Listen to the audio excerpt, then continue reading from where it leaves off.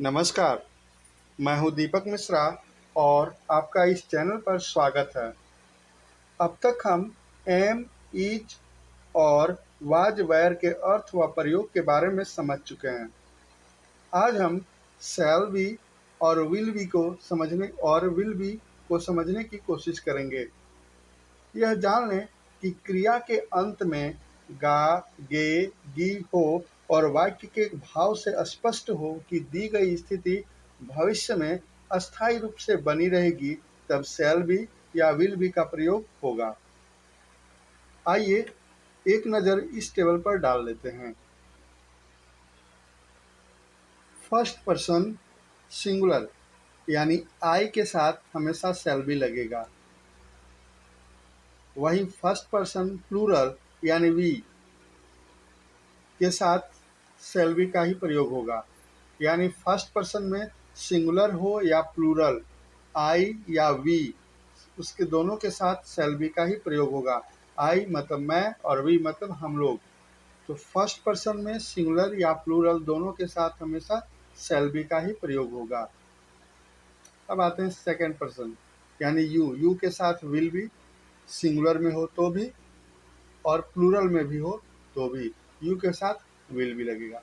यानी first person I के साथ शैल बी, वी के साथ shall be, second person you के साथ विल बी और यू के साथ विल बी। थर्ड पर्सन में ही, सी, इट कोई भी सिंगुलर हो तो उसके साथ विल बी का प्रयोग होगा। जैसे he will be happy, Ram will be happy. वहीं दे के साथ भी विल बी का ही प्रयोग होगा, they will be happy. First person में सिंगुलर हो या plural shall be, second person में विल बी और थर्ड पर्सन में भी विल बी। यानी आई और वी के अलावा सभी में विल बी का ही प्रयोग होगा, केवल आई और वी में शैल बी का प्रयोग होगा। अब सबसे पहले हम सकारात्मक वाक्यों को ही देख लेते हैं। जैसे मैं तैयार रहूंगा, एक अफर्मेटिव सेंटेंस है, एक सकारात्मक वाक्य है।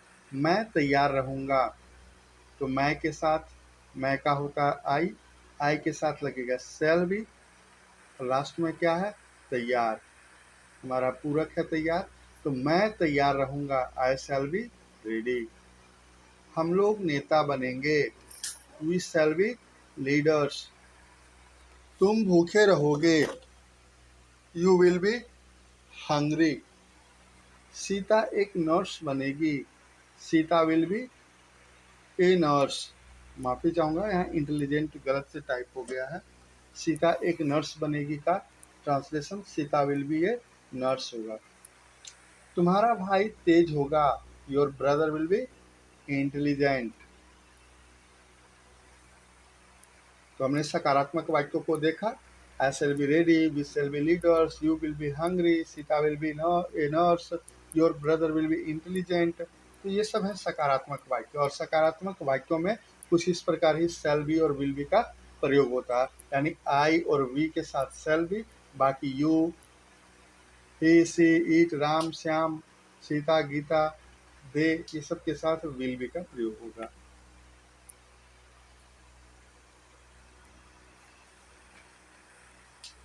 यहाँ एक खास बात मुझे बताना है, वह यह कि अगर किसी वाक्य में प्रतिज्ञा तथा दृढ़ निश्चय का भाव हो तो आई, वी के साथ विल तथा बाकी यू, ही, सी, इट, दे आदि के साथ शैल का प्रयोग किया जाता है। जैसे मैं अवश्य तैयार रहूंगा, यहाँ ध्यान देखेंगे, मैं ध्यान देंगे, मैं तैयार रहूंगा और मैं अवश्य तैयार रहूंगा, ये दोनों में काफ़ी अंतर है दो वाक्यों में। मैं तैयार रहूंगा सामान्यतया बोला जा रहा है कि वह तैयार रहेगा, अगर एक व्यक्ति मैं की जगह बोल रहा है तो। यानी यहाँ बात अगर मैं खुद की बात कर रहा हूँ तो मैं तैयार रहूंगा, सामान्यतः मैंने बोल दिया मैं तैयार रहूंगा। और यहाँ अगर मैं बोलता हूँ मैं अवश्य तैयार रहूंगा, यानी मैंने एक प्रतिज्ञा ली है या मेरा यह दृढ़ निश्चय है कि मैं अवश्य तैयार रहूँगा। यानी अगर मैंने आपको समय दिया है कि मैं तैयार रहूँगा, अवश्य तैयार रहूँगा, तो उस वक्त मैं आपको तैयार ही मिलूँगा। यहाँ दृढ़ निश्चय का भाव है, प्रतिज्ञा का भाव है, मैं अवश्य तैयार रहूँगा।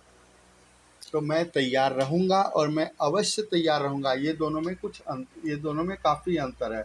तो जहाँ मैं अवश्य तैयार रहूँगा यानी प्रतिज्ञा और दृढ़ निश्चय का भाव आए, वहाँ पे फर्स्ट पर्सन के साथ विल तथा सेकेंड और थर्ड पर्सन के साथ शैल का प्रयोग होगा। मैं तैयार रहूँगा, इसका ट्रांसलेशन क्या होगा? I shall be ready. लेकिन मैं अवश्य तैयार रहूँगा, यहाँ हो जाएगा आई विल बी रेडी।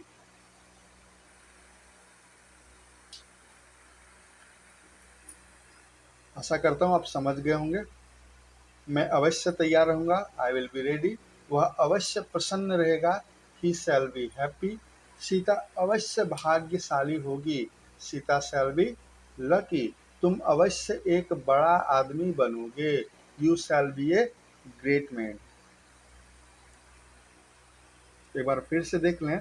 अगर किसी वाक्य में प्रतिज्ञा तथा दृढ़ निश्चय का भाव हो तो फर्स्ट पर्सन के साथ विल तथा सेकेंड और थर्ड पर्सन के साथ शैल का प्रयोग होगा। वांछित है, हालांकि स्पोकन में इस चीज पर ध्यान नहीं दिया जाता है, लेकिन आप परीक्षा की तैयारी कर रहे हैं, आपको परीक्षा में जवाब देना है, एकेडमिक इंग्लिश है, इसलिए इस पर ध्यान देना आवश्यक होगा। आगे बढ़ते हैं। निगेटिव सेंटेंसेस यानी नकारात्मक वाक्य। अब नकारात्मक वाक्य का स्ट्रक्चर क्या होता है, संरचना क्या होती है? सबसे पहले सब्जेक्ट, उसके बाद शैल या will, of course according to the subject shall या विल लगेगा। उसके बाद नॉट, उसके बाद बी, फिर पूरक होगा जो कुछ है लास्ट में कंपोनेंट।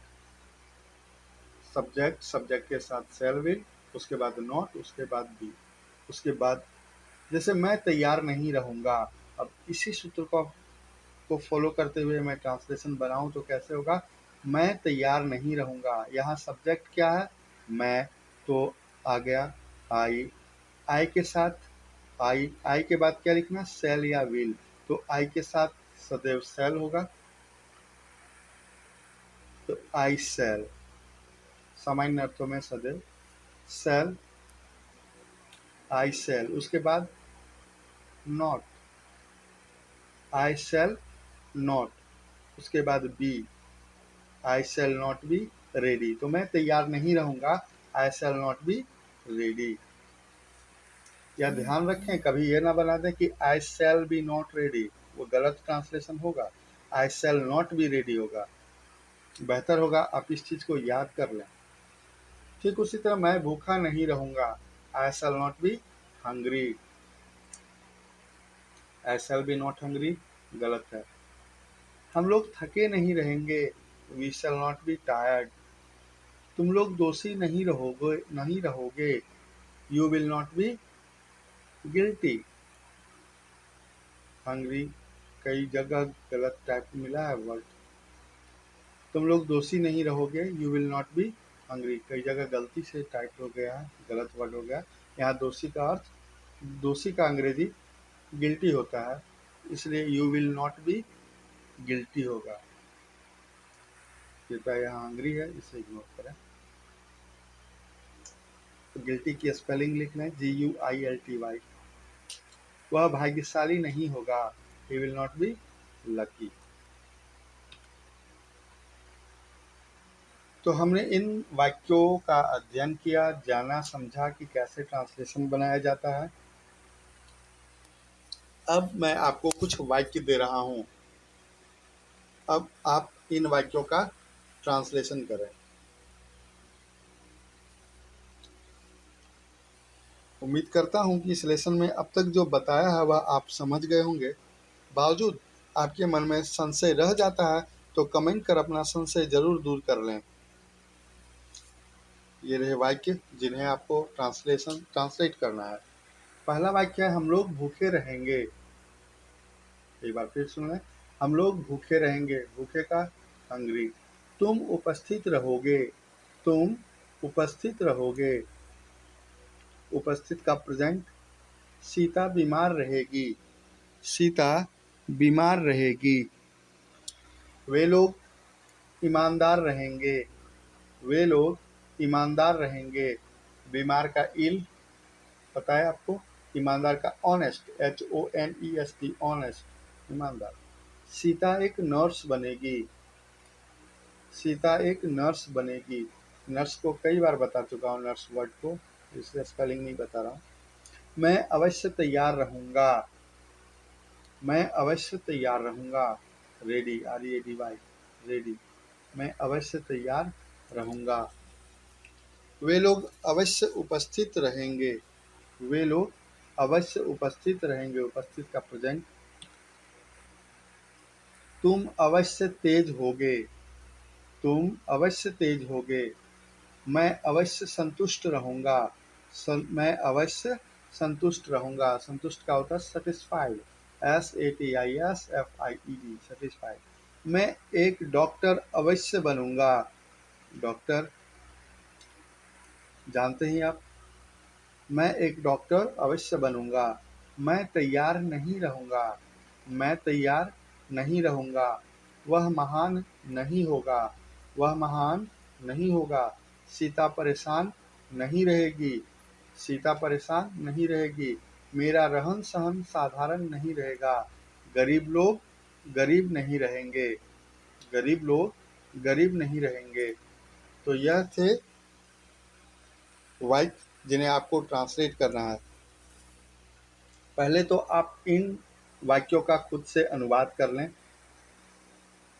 उसके बाद बनाए हुए इन वाक्यों को का मिलान कर लें। मैं अभी बना रहा हूँ, आप उसका मिलान कर लें। अगर आपको समय की ज़रूरत हो तो बेहतर होगा कि आप इस वीडियो को रोक दें, और जब आपका ट्रांसलेशन बन जाए तो फिर आप इसे चालू करें और बने हुए अनुवाद से मिलान कर लें।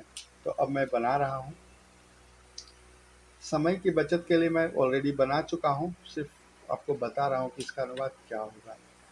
पहला है वी शैल बी हंग्री, यानी पहला का अनुवाद होगा we shall be hungry. You will be present. पहला वाक्य था हम लोग भूखे रहेंगे, तुम उपस्थित रहोगे, और इसका क्रम से है we shall be hungry, you will be present. तीसरा Sita will be ill, they will be honest. Next, Sita will be a nurse. Next sentence, I will be ready. सातवां वाक्य, they shall be present. You shall be intelligent. I will be satisfied. I will be a doctor. I shall not be ready. He will not be great. He will not be great.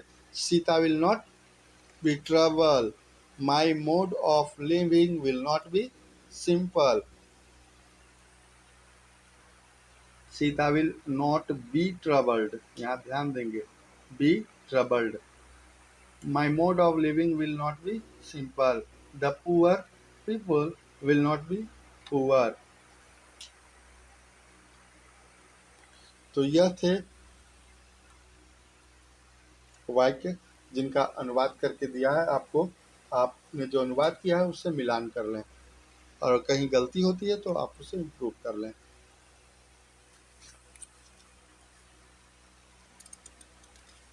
और जाते जाते आज के शब्द लिख लें। पहला शब्द है योग्य।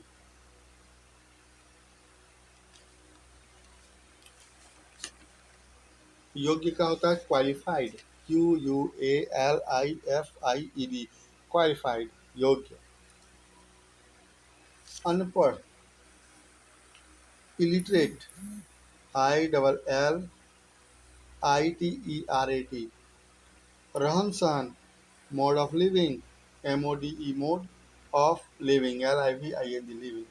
साधारण, सिंपल, SIMPLE, सिंपल। व्यस्त, जी जी। आशा करता हूँ आज का वीडियो आपको पसंद आया होगा। वीडियो देखने के लिए धन्यवाद।